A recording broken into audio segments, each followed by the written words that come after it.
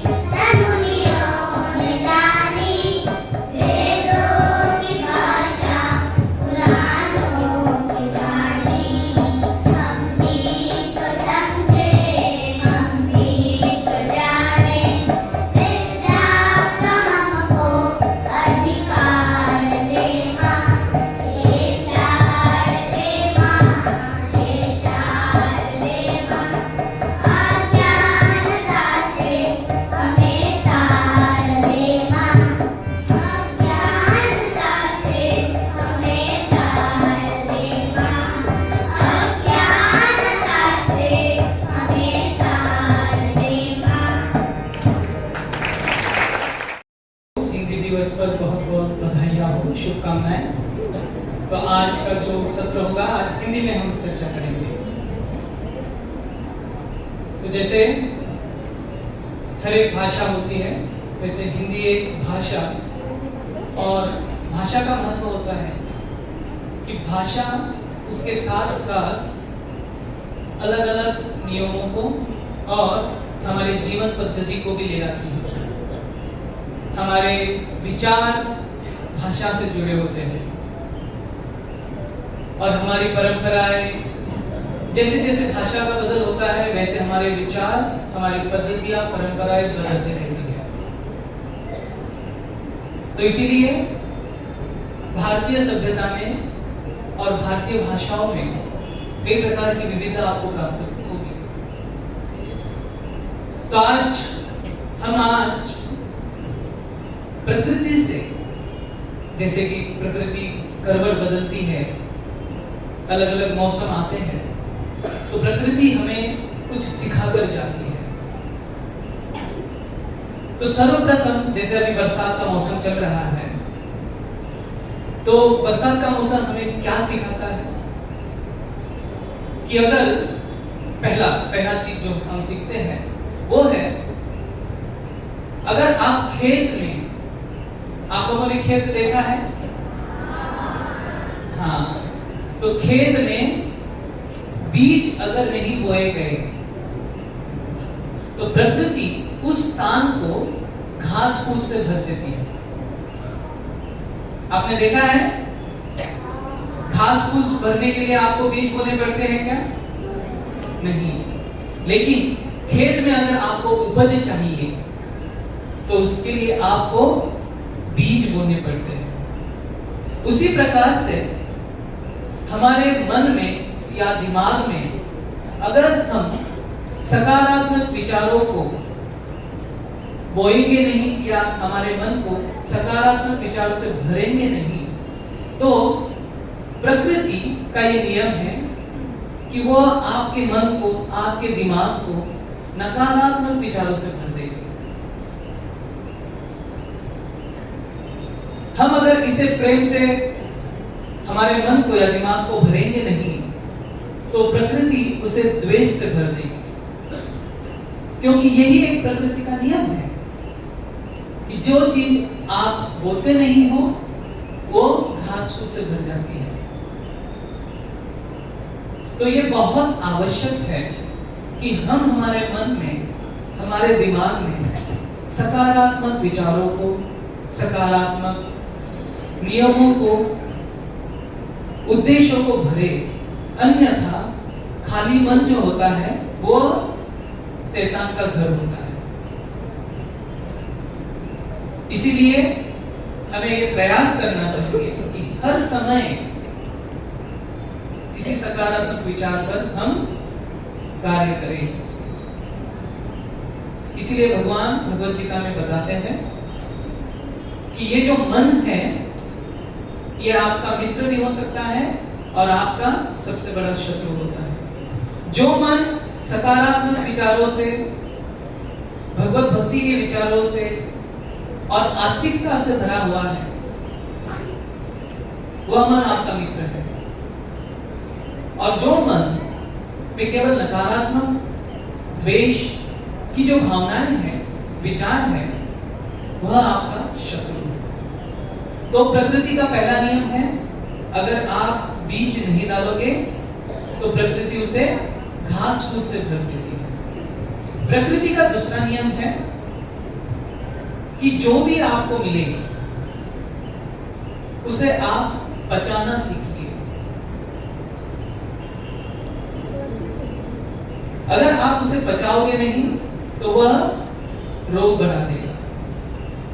जैसे आप जब खाना खाते हो तो खाने को हम कुछ भी खा सकते हैं, है कि नहीं? हम पिज्जा खा सकते हैं, हम बर्गर खा सकते हैं, हम अलग अलग प्रकार के पदार्थ खा सकते हैं। लेकिन खाने के बाद जो महत्वपूर्ण क्रिया है वो क्या है? उस खाने को पचाना। अगर आपकी पाचन शक्ति कमजोर है तो आपको सादा दाल रोटी भी पचाना और उससे शक्ति प्राप्त करना मुश्किल हो जाता है। तो जो चीज हमें प्राप्त होती है उसे हमें पचाना सीखना चाहिए। अगर वो हम पचाएंगे नहीं, जैसे खाना अगर नहीं पचा तो क्या बढ़ता है? रोग बढ़ जाता है। उसी प्रकार से जीवन में आपको बहुत कुछ मिलता रहेगा। आपको पैसा मिलेगा, अगर पैसा पचाना अगर नहीं जानते हैं तो क्या बढ़ता है? दिखावा बढ़ जाता है। अगर सुख प्राप्त होता है, अगर उसे पचाना नहीं आता है तो क्या बढ़ जाता है? पाप बढ़ जाता है। अगर दुख मिला, अगर दुख को पचाना नहीं आएगा तो निराशा बढ़ जाती है।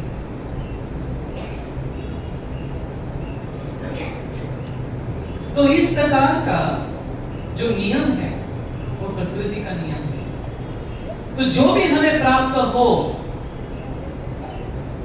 चाहे सुख हो, चाहे दुख हो, चाहे सफलता हो, चाहे हार हो, उसे पचाना सीखिए। अगर हम बचाएंगे नहीं तो अलग अलग प्रकार के रोग बढ़ जाएंगे। और तीसरा बहुत महत्वपूर्ण जो नियम है प्रकृति का वो है, और जिसके पास जो होता है वही वो दूसरों को बांटता है। अगर मान लीजिए मेरे पास अगर 100 रुपया है तो मैं कितना बांट सकता हूं? 100 रुपया ही बांट सकता हूं। तो जो भी आपको मिलेगा वह ही आप चीज दूसरों को बांटोगे। तो पहला, जो दुखी व्यक्ति है वो क्या बांटेगा? दुख ही बांटेगा। जो सुखी व्यक्ति है वो क्या बांटेगा? सुख ही बांटेगा। जो भ्रमित व्यक्ति है वो क्या बांटेगा? भ्रम को बांटेगा। जो भयभीत व्यक्ति है वो क्या बांटेगा? भय को बांटेगा। तो जिसके पास जो होता है वही वस्तु वो दूसरों को देता है। तो ऐसे व्यक्तियों से, ऐसे लोगों से आप मित्रता कीजिए जहां से आपको सही चीज प्राप्त हो। और आपके जीवन में आप जो रखोगे, अगर आप दुखी है तो आप क्या दोगे? दुख। और अगर आप परेशान हो तो दूसरों को क्या करोगे? परेशान।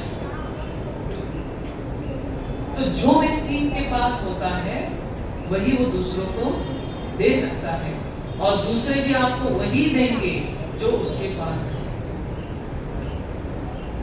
तो इसीलिए जीवन में इन बातों को, इन नियमों का अगर आप पालन करेंगे तो जीवन बहुत ही सरल, सुखमय और आनंद से भरा होगा। यही प्रकृति हमें सिखाती है। हरे कृष्णा। मुझे आपसे नहीं, मुझे इनसे कहना है। मुझे दुनिया भर की करता से धरती पर ना रखता है, दिन में सो रात में जब सूरज आते ही मैं भागू, बताओ वादों में।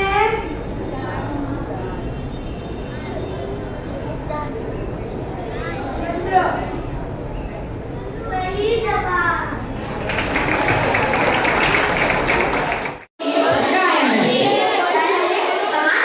आपके गांव से। मेरे गाँव से? लाइए लाइए।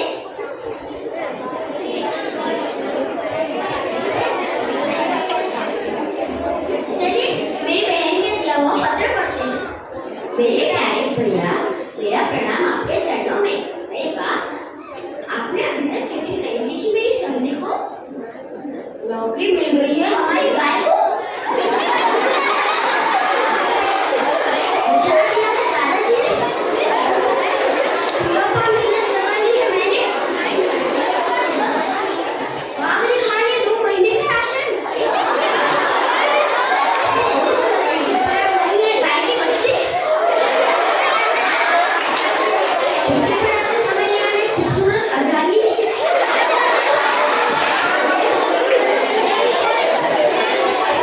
मेरी सहेली बन गई है, मेरी सहेली टीवी पर गाना गा रही है, हमारी बकरी है।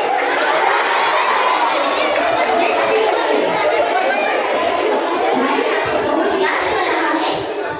तुम्हारी बहन रानी। अरे यह मेरी बहन मुझसे क्या करना चाहती है? गाय को नौकरी मिल गई है और दादाजी ने मुझे बता दिया है। बहुत बढ़िया।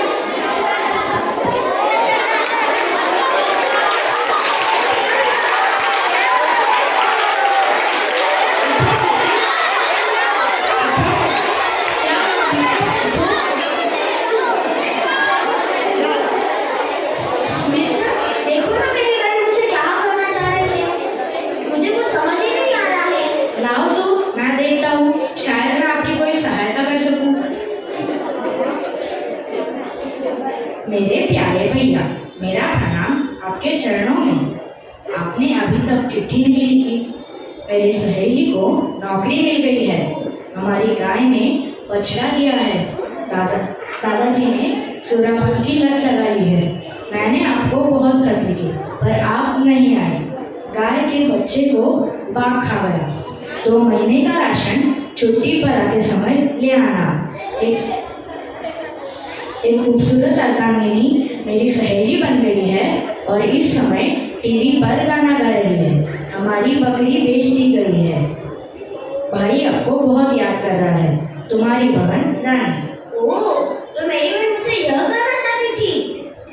हाँ मित्र, आपकी बहन ने विराम चिन्हों का गलत जगह पर प्रयोग किया था। उसी की वजह से अर्थ का अनर्थ हो गया। ओह, धन्यवाद मित्र आपका।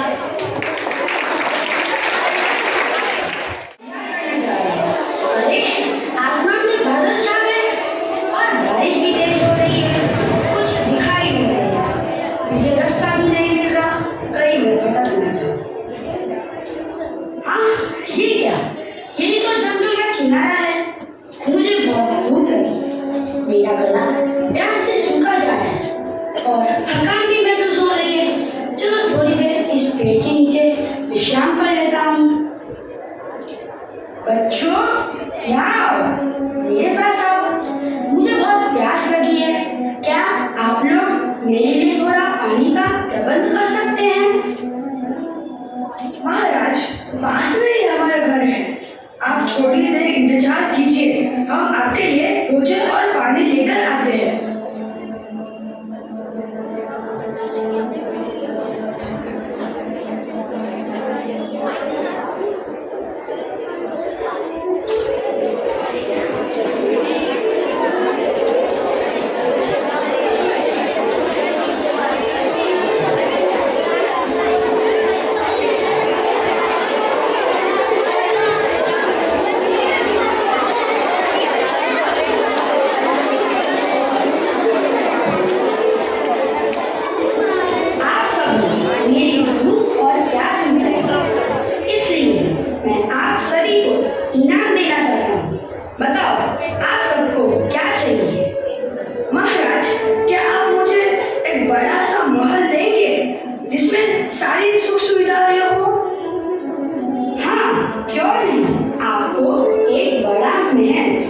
उसमें सारी सुविधाएं मिलेगी। महाराज, मुझे धन चाहिए जिससे मैं अच्छा खाना खा सकूं, अच्छे कपड़े पहन सकूं और खूब मस्ती कर सकूं। ठीक है, आपको बहुत सारा धन मिलेगा। और बेटा, आपको क्या चाहिए? क्या आपको भी महल या धन दौलत चाहिए? नहीं महाराज, मुझे धन दौलत नहीं चाहिए, बल्कि मैं पढ़ लिख कर विद्वान बनना चाहता हूँ। क्या आप मेरा यह सपना पूरा कर सकते हैं? हाँ, क्यों नहीं, मैं आपका सपना अवश्य पूरा करूँगा। आप विद्यावान बनोगे और आपका नाम दूर दूर तक फैलेगा।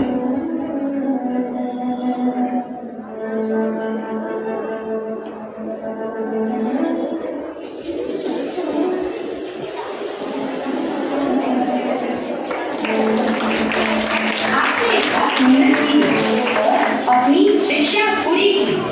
अब मैं आपको इस राज्य का मंत्री बनाता हूँ। धन्यवाद महाराज, यह सब आपकी कृपा है जिसके कारण मैं यहाँ तक पहुँच सका। कैसे हो मित्र?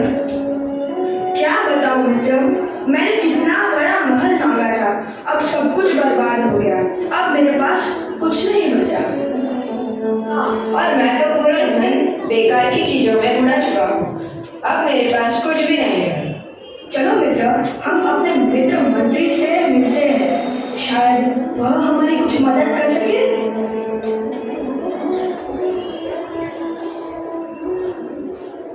मित्र, हमसे बहुत बड़ी भूल हो गई। हमने राजा से महल और धन मांगा था, लेकिन अब सब कुछ नष्ट हो गया। अब हमारे पास कुछ भी नहीं बचा। हाँ, हमें अपनी गलती का एहसास हो गया है। क्या आप हमारी मदद करेंगे? मेरे मित्रों, धन और संपत्ति हमेशा स्थायी नहीं होती, यह आते जाते रहते हैं। लेकिन शिक्षा एक ऐसा धन है जो कभी नष्ट नहीं होता। यही सच्चा धन है जिससे हम सच में समृद्ध होते हैं। आपकी बात सही है मित्र, हमें अपनी गलती का एहसास हो गया। अब हम भी शिक्षा ग्रहण करेंगे। हाँ, हम अब मेहनत करेंगे और शिक्षा प्राप्त करके सच्चे अर्थों में धनवान बनेंगे।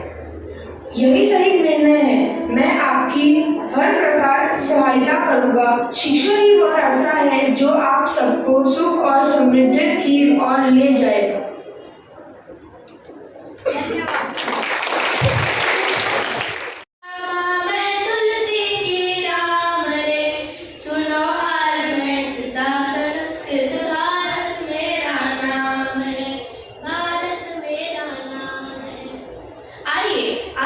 हिंदी भाषी राज्यों के प्रतिनिधियों से मिलते हैं। इसी क्रम में अब हम सबके समक्ष लोहावन के सार्थक सिन्हा आ रहे हैं जो बिहार से हैं और हम सब को अपने बिहार के विषय में कुछ जानकारी साझी करेंगे।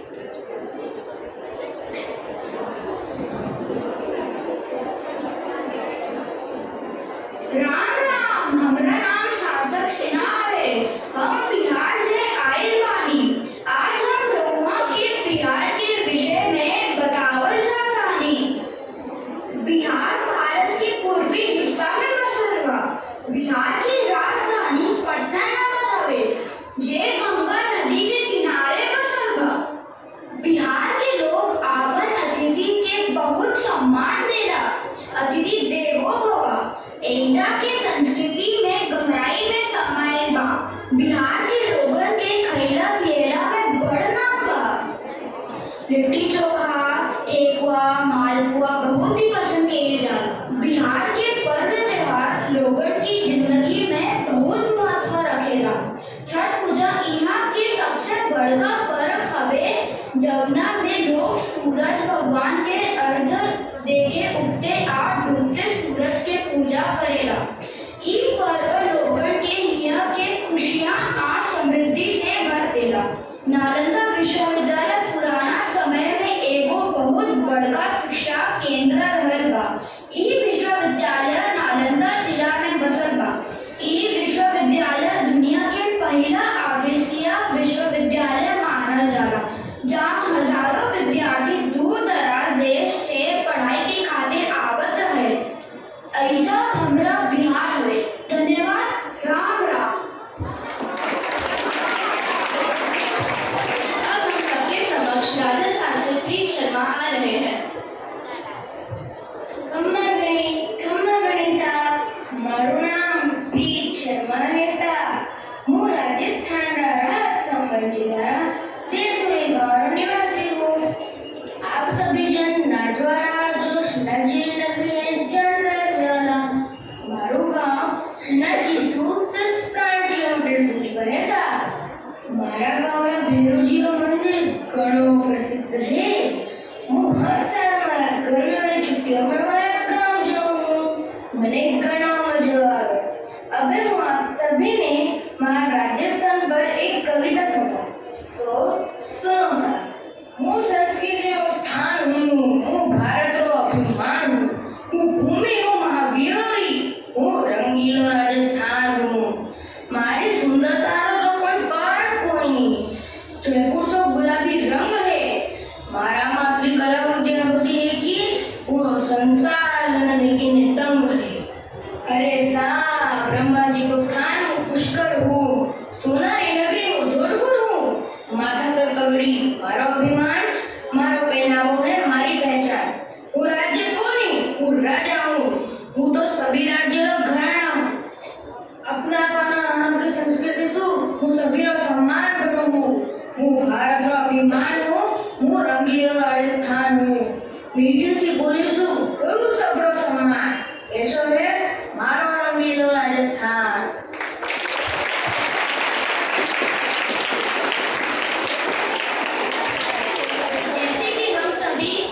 जैसे कि हम सभी जानते हैं कि बड़े बड़े महानगरों में मेट्रो का संचालन हो रहा है, तो आइए हम सभी इसी क्रम में मथुरा वृंदावन के मेट्रो की क्या प्रगति है जानने के लिए बुलाते हैं लोहावन के गोवर्धन जी।